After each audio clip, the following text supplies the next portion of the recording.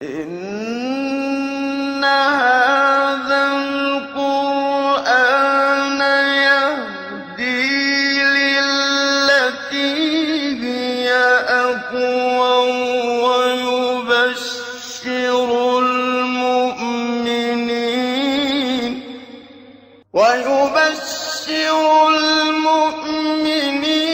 الذين يعملون الصالحات أن لهم أجرا كبيرا. بسم اللہ الرحمن الرحیم، الحمدللہ رب العالمین وبہ نستعین وصلی اللہ وسلم علی سید الانبیاء والمرسلین وعلی آلہ واصحابہ اجمعین ومن تبعہم بإحسان الی یوم الدین، اما بعد۔ سلسلہ تفسیر کی یہ 75ویں نشست ہے اور اس نشست میں انشاءاللہ سورۃ الحج کی 23ویں آیت کریمہ کی تفسیر ہوگی۔ آیت نمبر 23 اس سلسلے میں کچھ باتیں پچھلی نشست میں ذکر کی گئی ہیں اور اس کا کچھ حصہ آج اور آنے والی نشست میں ہوگا باذن اللہ تعالی۔ اللہ رب العالمین نے ھذان خصمان اختصموا فی ربہم، اس قطعہ میں بنی آدم کو دو حصوں میں اللہ نے تقسیم کیا، ایک اہل ایمان، ایک کفار۔ اللہ رب العالمین نے کفار کو جو جہنم میں ملنے والی جو سزائیں ہیں، کچھ خاص سزاؤں کا اللہ نے ذکر کیا، بالکل اس کے مقابل جو ان کے لیے جگہ ہوگی، جو مکان کی جو نوعیت ہے جہنم میں، لباس کیسے ہوگا، ان کے ساتھ برتاؤ کیسے ہوگا، خطاب اور کلمات کیسے کہے جائیں گے ان کے حق میں، اس کا ذکر ہونے کے بعد بالکل اس کے مقابل میں اہل ایمان کے ساتھ کیا ہوگا اللہ رب العالمین نے اس کا ذکر فرمایا، کہا ان اللہ یدخل الذین آمنوا وعملوا الصالحات جنات تجری من تحتها الانہار۔ اللہ سبحانہ و تعالیٰ نے اہل جنت کو جنت میں داخل فرمائیں گے، مومنوں کو جنت میں داخل فرمائیں گے اور انہیں وہاں پر سونے کی، چاندی کے، موتی کے کنگن پہنائے جائیں گے، دیگر زیورات ہوں گے۔ اللہ تعالیٰ نے کہا کہ یحلون فیہا من اساور من ذہب ولؤلؤا، یہاں تک کی تفسیر آپ کے سامنے ذکر کی گئی ہے۔ ایک بات اس آیت کریمہ کی تفسیر، یعنی اس آیت کریمہ کے اس حصے کی تفسیر سے متعلق کہ یحلون فیہا من اساور من ذہب ولؤلؤا، ایک بات رہ گئی تھی جسے میں آپ کو اس نشست میں ذکر کروں گا انشاءاللہ۔ ایک حدیث مبارکہ آتی ہے جسے امام مسلم ابن الحجاج القشیری رحمہ اللہ اپنی الصحیح کی کتاب الطہارہ میں لے کر آئے ہیں۔ ایک تابعی ہیں، اوساط تابعین میں ان کا شمار ہوتا ہے، 100 ہجری ان کا سن وفات ہے۔ ابو حازم ان کی کنیت ہے اور کنیت ہی سے علمی دنیا میں مشہور ہیں، ان کا نام تھا سلمان، ابو حازم سلمان۔ ابو حازم سلمان رحمہ اللہ کہتے ہیں وہ ابو ہریرہ رضی اللہ عنہ کے تلامذہ میں سے ہیں، تقریباً 5 سال آپ کی صحبت میں رہے ہیں۔ ابو حازم رحمہ اللہ کہتے ہیں کہ میں ابو ہریرہ رضی اللہ عنہ کے پیچھے کھڑا تھا۔ ابو ہریرہ رضی اللہ عنہ وضو کر رہے تھے اور جب آپ وضو کر رہے تھے تو اپنے ہاتھ کو دھوتے ہوئے آپ نے مرفق، کوہنی تک دھونے کے بجائے آپ ابط یعنی اپنے بغل تک آپ دھو رہے تھے۔ فَكَانَ يَمُدُّ يَدَهُ حَتَّى تَبْلُغَ ابطہ، یعنی ابو ہریرہ رضی اللہ عنہ کا جو وضو تھا، آپ اپنے ہاتھ کو دھوتے ہوئے ہاتھ کا حصہ دھوتے دھوتے آپ نے کوہنی سمیت اپنے بغل تک آپ اپنے ہاتھ کو دھونے لگے۔ میں پیچھے کھڑا تھا، دیکھ رہا تھا اس منظر کو۔ میں نے ابو ہریرہ رضی اللہ عنہ سے کہا کہ یا ابا ہریرہ ما ھذا الوضوء، اے ابو ہریرہ یہ وضو کون سا ہے؟ میں تو کسی کو کہتے ہوئے نہیں دیکھا۔ یعنی ہمیں جو وضو کا طریقہ بتایا گیا ہے وہ یہ کہ ہاتھ دھوتے ہوئے مرفق تک دھونا چاہیے، کوہنی تک دھونا چاہیے، تو آپ اپنے بغل تک دھو رہے ہیں۔ ابو ہریرہ رضی اللہ عنہ نے جیسے ہی ابو حازم سے اس بات کو سنا، ابو حازم رحمہ اللہ ان کے تلمیذ ہیں، ان کے شاگرد ہیں۔ ابو ہریرہ رضی اللہ عنہ ایک عظیم عالم دین، حافظ حدیث ہونے کے ساتھ ساتھ ایک عظیم عالم دین، ایک فقیہ، ایک مفتی، ایک عظیم مجتہد۔ ان سے متعلق ہم نے بہت اللہ تعالیٰ کے توفیق سے بہت تفصیلی گفتگو ہم نے کی الحمدللہ۔ ابو ہریرہ رضی اللہ عنہ نے ان کی اس بات کو سن کر کے ان کی طرف مڑا اور مڑ کر کے کہا کہ یا بنی فروخ، یا بنی فروخ، جیسے ہم کہتے ہیں یا بنی آدم، جس طرح سے ہم کہتے ہیں یا بنی اسرائیل، ویسے ہی کہا کہ یا بنی فروخ۔ یا بنی فروخ یہ کون ہیں؟ اس سلسلے میں متعدد باتیں ہمیں ملتی ہیں، لیکن جو اکثر اہل علم نے ذکر کیا ہے، جیسے امام محی الدین النووی رحمہ اللہ نے صحیح مسلم کی جو شرح کی ہے آپ نے المنہاج، اس میں آپ نے قاضی عیاض رحمہ اللہ کے حوالے سے لکھا ہے۔ قاضی عیاض کی جو اکمال المعلم ہے وہ تو میرے پاس نہیں ہے، لیکن علامہ معذری رحمہ اللہ کی جو صحیح مسلم پر آپ کی شرح ہے فوائد مسلم، وہ میرے پاس موجود ہے الحمدللہ، لیکن المعلم فی فوائد مسلم وہ میرے پاس موجود ہے، لیکن قاضی عیاض رحمہ اللہ کے حوالے سے امام نووی رحمہ اللہ نے لکھا کہ یا بنی فروخ جو کہا ابو حازم کو ابو ہریرہ رضی اللہ عنہ، اس کی کیا مناسبت کیا ہے؟ مناسبت یہ ہے، واللہ عالم بات کس حد تک درست ہے، کتنی صحیح ہے، لیکن یہی بات امام نووی رحمہ اللہ نے لکھا ہے اور دیگر شارحین نے بھی، وہ یہ ہے کہ ابراہیم علیہ السلام کی جو اولاد ہے اسماعیل اسحاق علیہ السلام، یہ دونوں تو اللہ کے نبی ہیں۔ اسماعیل اور اسحاق کے بعد اللہ رب العالمین نے ابراہیم علیہ السلام کو ایک اور جو ہے مطلب بیٹے سے نوازا جس کا نام فروخ رکھا گیا۔ واللہ عالم کتنی واقعیت ہے اس بات میں اور کس قدر صحت پر مبنی یہ بات ہے۔ جو فروخ جو صاحب ہیں ان کی آل اولاد پھلی جو ہے بڑھی اور جو ہے فارس میں جا کر کے آباد ہوئی، تو ابو ہریرہ رضی اللہ عنہ یا بنی فروخ کہہ کر کے گویا کہ یا اہل فارس، گویا کہ یہ فارس ہی کے تھے، الاشجعیہ جہاں رہا کرتے تھے، تو ابو حازم رحمہ اللہ فارسی تھے، وہیں سے آئے تھے، تو آپ نے گویا کہ ان سے خطاب کرتے ہوئے یہ بات کہی یا بنی فروخ کہہ کر کے، کیونکہ یہ جا کر کے عجم سے جا کر کے مل گئے تھے، یا بنی فروخ۔ واللہ اعلم اس میں کتنی سچائی ہے، کتنی صحت ہے اس میں۔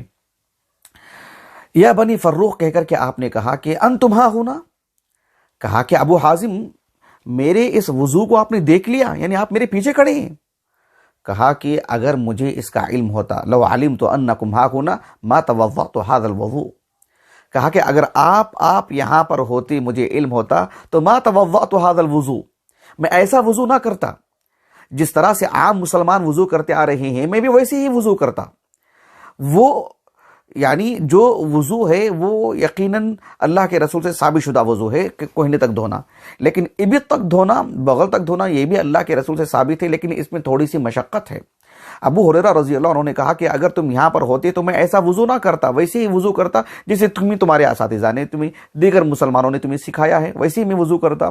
البتہ میں نے جو یہاں تک دھویا ہے ابط تک، اپنے بغل تک، کہا کہ سمعت خلیلی صلی اللہ علیہ وسلم، میں نے اللہ کے رسول صلی اللہ علیہ وسلم سے سنا، آپ نے فرمایا کہ تبلغ یہ جو اس کا جو زیور ہے، جنت کا جو زیور ہے، تبلغ الحلیۃ من المؤمن حیث یبلغ الوضو، تبلغ الحلیۃ من المؤمن، اللہ کے رسول نے کہا کہ جنت میں ایک مومن کو جو زیورات پہنائے جائیں گے، جو کنگن پہنائے جائیں گے، وہ کہاں تک پہنائے جائیں گے؟ وہاں تک پہنائے جائیں گے تبلغ الحلیۃ من المؤمن حیث یبلغ الوضو، یعنی جو وضو کا جو پانی ہوتا ہے جسے وضو کہتے ہیں، وہ پانی جہاں تک پہنچے گا وہاں تک اسے زیورات پہنائے جائیں گے۔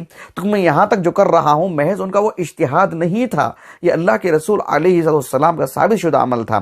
لیکن ابو ہریرہ رضی اللہ عنہ نے اس کے باوجود بھی ابو حازم سے ایسی بات کیوں کہی کہ لو علمت انکم ہاں ہونا ما توضأت هذا الوضوء، اگر مجھے علم ہوتا کہ آپ یہاں پر ہیں، میرے پیچھے کھڑے ہیں اور اس وضو کو دیکھ رہے ہیں، تو میں ایسا وضو نہ کرتا۔ اس سلسلے میں امام نووی رحمہ اللہ نے یہی بات لکھی ہے قاضی عیاض رحمہ اللہ ہی کے حوالے سے کہ یعنی ایک عالم دین کو، ایک مجتہد کو، ایک امام کو، ایک امام پر، ایک عالم دین پر یہ ضروری ہے کہ اسلامی تعلیمات کو اس ڈھنگ سے عمل کر کے نہ بتایا جائے کہ جو بالکل نیا مسلمان ہوگا، بالکل عام شخص ہوگا، وہ اسلام میں جو عظیمت کا جو پہلو ہے، یعنی بالکل جو ایک طرح کا اعلیٰ جو درجہ ہے، اعلیٰ جو رتبہ ہے، تو ایسا عمل کر کے نہ بتایا جائے کہ جس کی وجہ سے وہ ڈر جائے، خوف زدہ ہو جائے کہ اسلام میں مطلب اتنی باریکیاں ہیں اور اسلام میں جو ہے مطلب ظاہری اعتبار سے جو ہے اتنی پابندیاں ہیں، ایسا کون عمل کرے گا، ایسے کیسے اہتمام ہو سکتا ہے۔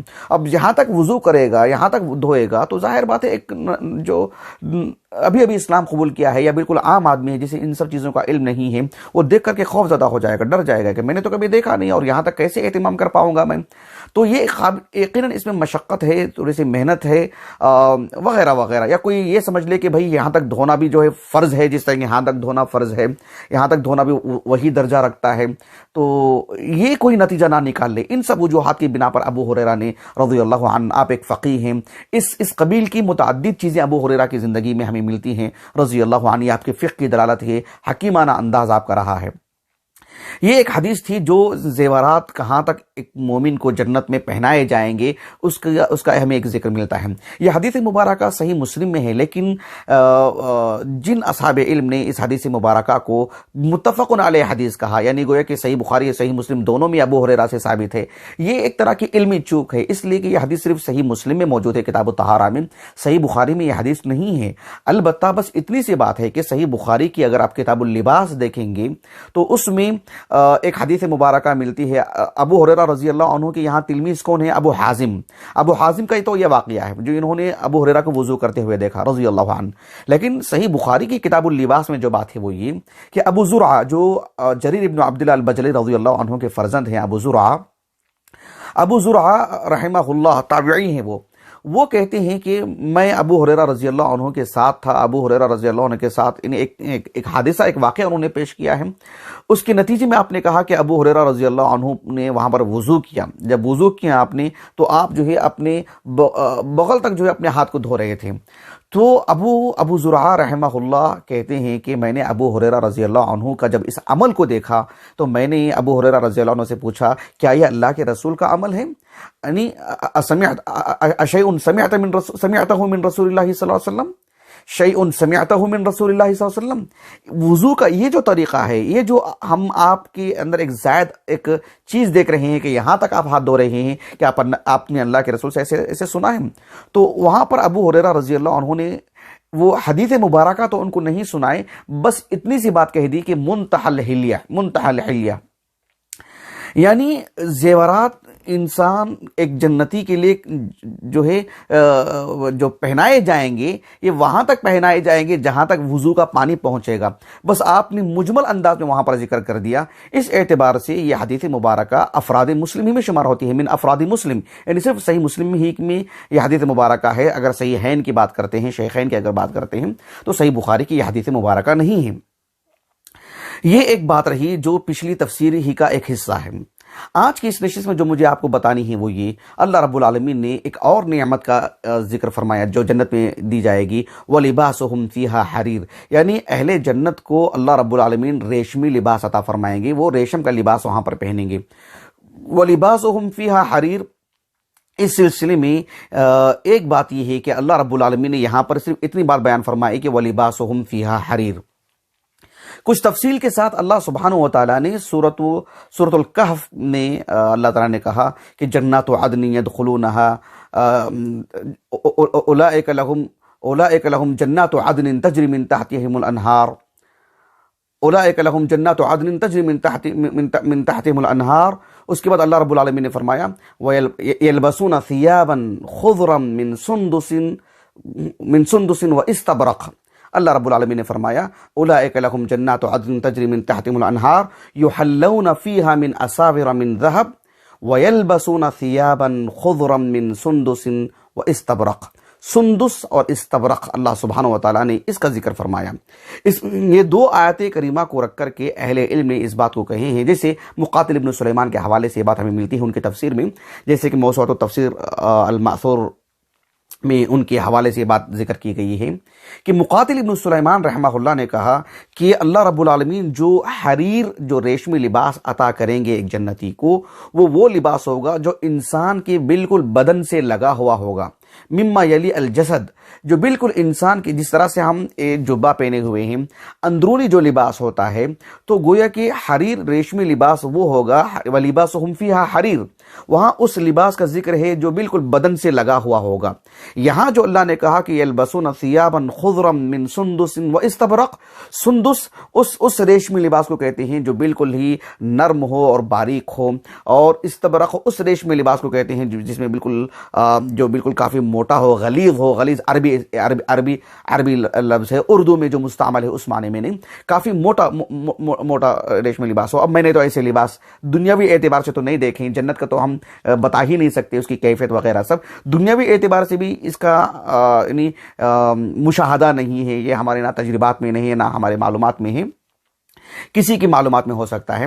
تو اللہ سبحانہ و تعالیٰ نے سندس اور استبرق کا ذکر فرمایا، اس اعتبار سے جو حریر، سندس اور یہ سب ایک ہی چیزیں ہیں لیکن نوعیت الگ الگ ہیں، اور انسان کے بدن پر ایک سے زائد بھی لباس ہوتا ہے، اس کی طرف بھی اشارہ ہے۔ مقاتل ابن سلیمان نے اس بات کو کہے ہیں۔ یہاں ایک قابل غور بات یہ ہے جو قاضی شوکانی رحمہ اللہ نے کہی۔ قاضی شوکانی رحمہ اللہ کی یہ بات چونکا دینے والی ہے، وہ اس اعتبار سے بھی کہ اس کو سمجھنے کی ضرورت ہے۔ اگر اس کو یوں ہی سمجھ لیں گے تو پھر نتیجہ بہت ہی یعنی ایسا نکلے گا جو انسان کبھی مطلب یعنی عام بات نہیں ہوگی، نتیجہ غلط نکلے گا اس کا۔ بات کیا ہے؟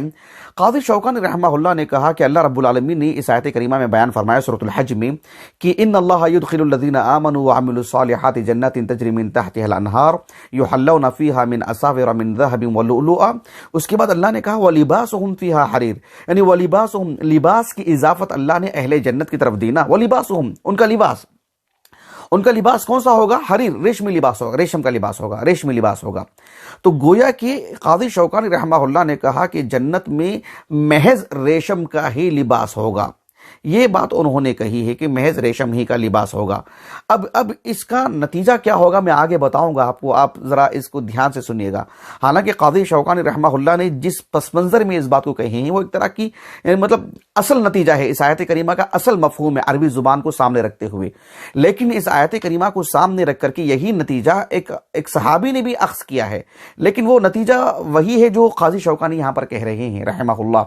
وہ یہ ہے کہ وَلِبَاسُهُمْ فِيهَا حَرِيرٌ، کہ اہل جنت کا لباس کل کا کل کیا ہوگا؟ ریشم کا ہی لباس ہوگا۔ کیوں؟ لباس کی اضافت اللہ نے اہل جنت کی طرف کی، اور وہ ہوگا حریر کا لباس۔ گویا کہ حریر، ریشمی لباس کے علاوہ کوئی اور لباس وہاں پر ہوگا ہی نہیں، جس نوعیت کا بھی۔ یعنی مان لیجئے کہ ایک انسان لباس جو پہنتا ہے، چاہے وہ بدن کو براہ راست لگے یا کپڑے پر کپڑا پہنے یا بدل کر کے پہنے، الگ الگ نوعیت کا پہنے، کسی بھی چیز کا ہو، لیکن اس میں وہ ریشم کا لباس ہوگا۔ یہ اس آیت کا جو نتیجہ ہے جو قاضی شوکانی نے کہا رحمہ اللہ۔ قاضی شوکانی رحمہ اللہ نے البتہ یہ بھی بات ضرور کہی ہے کہ اس آیت کریمہ میں اس بات کی طرف اشارہ مقصود ہے، نمایاں کرنا مقصود ہے کہ جس طرح سے ریشم کا لباس اس دنیا میں حرام اللہ رب العالمین نے قرار دیا ہے، تو گویا کہ جنت میں حلال ہوگا، بس یعنی اس کو نمایاں کرنے کے لیے ریشم کے علاوہ بھی لباس ہوگا، ہاں ہوگا، لیکن چونکہ دنیا میں ریشم حرام ہے مردوں کے لیے تو اس کو بس نمایاں کیا گیا، ایسا ذکر کیا گیا کہ بھئی وہی دیا جائے گا آپ کو، دوسری چیزیں تو ہیں لیکن جنت دنیا میں تو حرام تھا نا یہ۔ اب اس کی حلت بتانے کے لیے، اب وہاں پر بطور انعام بتانے کے لیے بس اسی لباس کو اصل لباس کے طور پر بیان کر دیا گیا۔ یہ قاضی شوکانی نے دو باتیں کہی ہیں رحمہ اللہ، لیکن قاضی شوکانی نے جو پہلی بات کہی ہے وہ بات میں آگے بتاؤں گا آپ کو کہ کتنی اہمیت کے حامل ہے، اس کو سمجھنے کی ضرورت ہے۔ اللہ سبحانہ و تعالیٰ نے جنت میں اس لباس کو رکھا ہے، ریشم کے لباس کو، تو اللہ تعالیٰ نے اس دنیا کے اعتبار سے ریشمی لباس مردوں کے لیے حرام قرار دیا ہے۔ ایک حدیث مبارکہ آتی ہے، صحیح بخاری صحیح مسلم متفق علیہ حدیث ہے، انس بن مالک سے، صحیح بخاری میں بھی کتاب اللباس میں اور صحیح مسلم کی بھی کتاب اللباس والزینہ میں۔ ایک عالم دین ہے معروف مشہور، یعنی عبدالعزیز بن صہیب، تابعی ہیں، تابعی اللہ رب العالمین نے آپ کو یہ شرف عطا کیا انس بن مالک سے۔ انس بن مالک رضی اللہ عنہ کا تتلمذ آپ کو نصیب ہے، ان سے آپ کی روایات ہیں، لیکن کسی اور تابعی سے آپ نے پڑھا نہیں ہے، کسی اور تابعی سے صحابی سے آپ کا سماع ثابت نہیں ہے۔ اس اعتبار سے انس بن مالک رضی اللہ عنہ سے آپ کا جو سماع ہوا ہے، اس اعتبار سے تابعین کے زمرے میں اللہ رب العالمین نے آپ کو رکھا۔ امام شعبہ ابن الحجاج العتکی رحمہ اللہ، معروف عالم دین، امام شعبہ رحمہ اللہ کہتے ہیں کہ میں عبدالعزیز بن صہیب رحمہ اللہ سے اس حدیث کو سناتے ہوئے میں نے ان سے سنا، یعنی امام شعبہ اس حدیث کو روایت کرتے ہیں عبدالعزیز بن صہیب سے۔ عبدالعزیز بن صہیب علماء بصرہ میں سے تابعی ہیں، اور عبدالعزیز بن صہیب رحمہ اللہ انس بن مالک رضی اللہ عنہ کے تلمیذ ہیں۔ تو عبدالعزیز بن صہیب نے کیا کہا کہ انس بن مالک رضی اللہ عنہ نے کہا کر کے حدیث سنانے لگے۔ اب امام شعبہ رحمہ اللہ نے کیا پوچھا ان سے؟ عن النبی صلی اللہ علیہ وسلم، یعنی انس بن مالک کا جو آپ نام لے رہے ہیں، اللہ کے رسول کا تو نام نہیں لینا آپ نے، یعنی عبدالعزیز بن صہیب سے کہہ رہے ہیں آپ انس بن مالک کا نام لے کر کے حدیث سنا رہے ہیں، کیا انس بن مالک نے اللہ کے رسول سے سنا؟ وہ تو نہیں کہا نا آپ نے، اللہ کے رسول کا تو نام نہیں ہے نا۔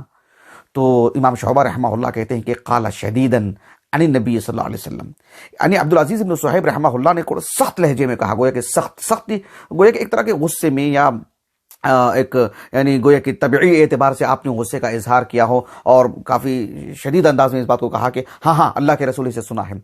مطلب کیا ہے کہ وہ دور صدق و صفا کا دور، کذب کا دور نہیں، اس میں کذب کی کوئی بات ہی نہیں تھی۔ اور انس بن مالک رضی اللہ عنہ جب کوئی بات سنائیں گے تو اللہ کے رسول کی نہیں تو کس کی سنائیں گے؟ اور عبدالعزیز بن صہیب رحمہ اللہ کہ اللہ کے رسول صلی اللہ علیہ وسلم کی جو حدیث ہے ہی نہیں، خواہ کی بھی اللہ کے رسول کا نام لے کر کے سنائیں گے کیا؟ تو عبدالعزیز بن صہیب رحمہ اللہ نے اپنا کام کیا، جو انہوں نے ماحول پایا، جو تربیت آپ نے ایک صحابی سے پائی، اور صحابی اللہ کے رسول کے عام انسان کے نام پر جھوٹ نہیں بولتے ہو، اللہ کے رسول کے نام پر کیا جھوٹ بولیں گے وہ، سبحان اللہ۔ تو صحابی نے اللہ کے رسول سے ہی سنا ہے، انس بن مالک نے، اور عبدالعزیز بن صہیب رحمہ اللہ نے بس اتنی بات کہی کہ انس بن مالک نے کہا۔ مطلب یہ ہے کہ بھئی انس بن مالک کیسے کہیں گے اپنی طرف سے، وہ اللہ کے رسول ہی کی بات ہوگی۔ لیکن امام شعبہ ہی رحمہ اللہ، انہوں نے اپنا کام کیا۔ ان کو اس بات کی ضرورت تھی کہ بھئی اللہ کے رسول کی بات ہو، بس سندن اتصال ہو، اس میں انقطاع نہ ہو، اس میں جو ہے مطلب یہ انس بن مالک کی اپنے رائے ہے کہ اللہ کے رسول کی بات ہے، صفائی ہو، کیونکہ حدیث کی تدوین کی بات ہو رہی ہے، حدیث کی جمع کی بات ہو رہی ہے، اور انہوں نے اپنا کام کیا، انہوں نے اپنا کام کیا، اس تناظر میں سمجھنا چاہیے۔ تو انس بن مالک رضی اللہ عنہ نے کہا کہ اللہ کے رسول صلی اللہ علیہ وسلم نے فرمایا کہ من لبس الحریر فی الدنیا، یعنی جو شخص سے مراد جو مرد بھی، مرد کی بات کہاں سے آئی آگے بتاؤں گا، جو شخص بھی یعنی جو مرد بھی اس دنیا میں ریشم کے لباس کو پہنے گا، فلن یلبسہ فی الآخرہ، تو وہ جنت میں آخرت میں ہرگز بھی وہ ریشم کا لباس نہیں پہنے گا۔ یہ اللہ کے رسول کی حدیث مبارکہ ہے۔ ایک اور حدیث مبارکہ ہے جسے امام حاکم رحمہ اللہ اپنے المستدرک والے صحیحین میں لے کر آئے ہیں۔ شیخ البانی رحمہ اللہ نے اس حدیث مبارکہ کو صحیحہ میں لے کر داخل کیا، اور اس کو صحیح کہا ہے آپ نے پہلے الجزء الاول میں، القسم الاول، یعنی المجلد الاول میں القسم الاول۔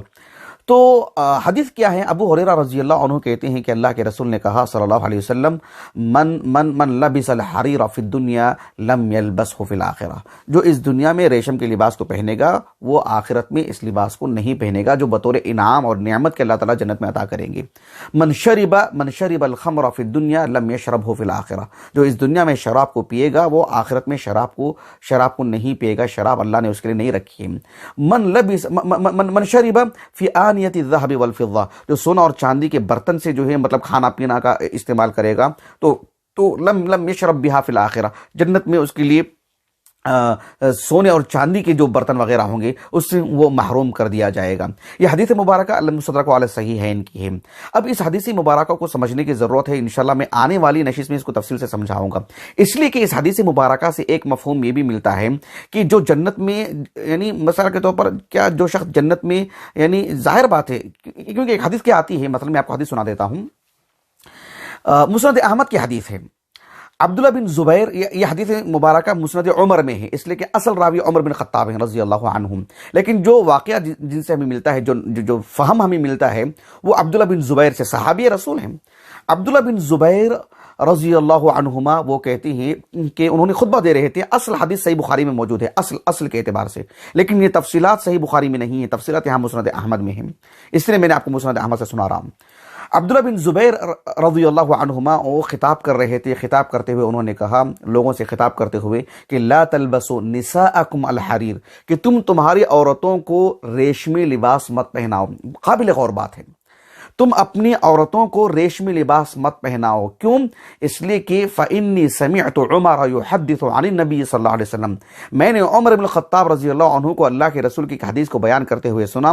وہ حدیث کیا ہے کہ من لبسہ فی الدنیا لم یلبسہ فی الآخرہ، جو ریشم کو اس دنیا میں پہنے گا وہ جنت میں نہیں پہنے گا، لم یلبسہ فی الآخرہ، وہ جنت میں نہیں پہنے گا، آخرت میں وہ لباس نہیں پہنے گا ریشم کا لباس۔ لیکن اس سے جو انہوں نے مفہوم لیا ہے، مفہوم سے مراد دلیل الخطاب، یعنی اس کا مفہوم مخالف کیا لیا ہے عبداللہ بن زبیر نے؟ عبداللہ بن زبیر نے اس کے دو معنی لیے، سبحان اللہ، بہت یعنی سمجھنے کی ضرورت ہے اس میں جو آپ نے معنی لیا ہے۔ ایک تو آپ نے یہ لے لیا معنی کہ اللہ کے رسول نے کہا کہ من لبسہ فی الدنیا لم یلبسہ فی الآخرہ، جو ریشمی لباس اس دنیا میں پہنے گا وہ جنت میں نہیں پہنے گا، وہ آخرت میں نہیں پہنے گا۔ اور اللہ نے کیا فرمایا؟ وَلِبَاسُهُمْ فِيهَا حَرِيرٌ، جنت میں جنتیوں کا لباس ریشم کا لباس ہوگا، یعنی جنت میں لباس ہوگا تو کون سا ہوگا؟ ریشم کا ہی لباس ہوگا۔ وَلِبَاسُهُمْ فِيهَا حَرِيرٌ کا کیا مطلب؟ اہل جنت کا لباس ریشم کا ہی لباس ہوگا۔ اب مطلب کیا نکلا ہے اس کا؟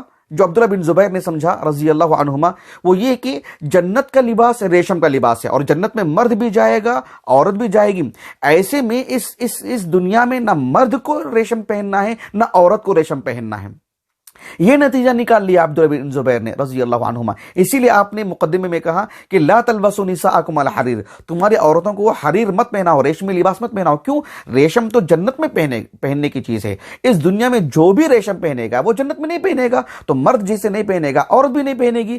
تو اس اعتبار سے آپ نے عورتوں کو بھی منع کیا کہ نہیں پہننا چاہیے، ایک بات۔ دوسری بات یہ ہے کہ آپ نے جو نتیجہ نکال لیا وہ یہ کہ جو جنت کا لباس ہوگا وہ ریشم کا لباس ہوگا، تو گویا کہ آخرت میں جس انسان کے بدن پر ریشم کا لباس نہیں ہوگا گویا کہ وہ جنت میں نہیں ہوگا۔ یہ مطلب یعنی یہ بھی تو معنی ہو سکتا ہے کہ جنت میں جائے گا، اس دنیا میں ریشم کا لباس پہننے کی وجہ سے اللہ تعالیٰ اس کو سزا کیا دیں گے؟ جنت کا ریشمی لباس نہیں دیں گے اس کو، دیگر لباس بھی ہو سکتے ہیں وہ دیں گے اللہ تعالیٰ اس کو، یا جو بھی شکل ہوگی اللہ تعالیٰ اس کو دیں گے، لیکن وَلِبَاسُهُمْ فِيهَا حریر۔ اس آیت کریمہ سے یہ مفہوم لینا کہ جنت میں صرف اور صرف جو ہے ریشم ہی کا لباس ہوگا، اور جو اس دنیا میں لباس ریشم کا پہنے گا وہاں اسے ریشم کا لباس نہیں دیا جائے گا، مطلب یہ کہ وہ جنت ہی میں داخل نہیں ہوگا۔ یہ مفہوم لیا عبداللہ بن زبیر نے رضی اللہ عنہما۔ اسی لیے میں نے کہا کہ قاضی شوکانی نے کہا وَلِبَاسُهُمْ فِيهَا حَرِيرٌ، جنت کا کل لباس ریشم کا ہوگا۔ مطلب یہ ہوگا کہ وہاں جو بھی ہوگا جنت میں ریشم ہی کے لباس میں ہوگا۔ اس کا مطلب یہ ہوا کہ دنیا میں کسی نے ریشم کا لباس پہن لیا تو کیا وہ جنت میں نہیں جائے گا سرے سے، کیونکہ وہاں تو لباس ریشم کا لباس ہے۔ تو اس کا کیا معنی مفہوم ہوگا جو عبداللہ بن زبیر نے لیا؟ کیا وہ مفہوم صحیح ہے؟ کیا دیگر احادیث کے بالکل موافق ہے یا معارض ہے؟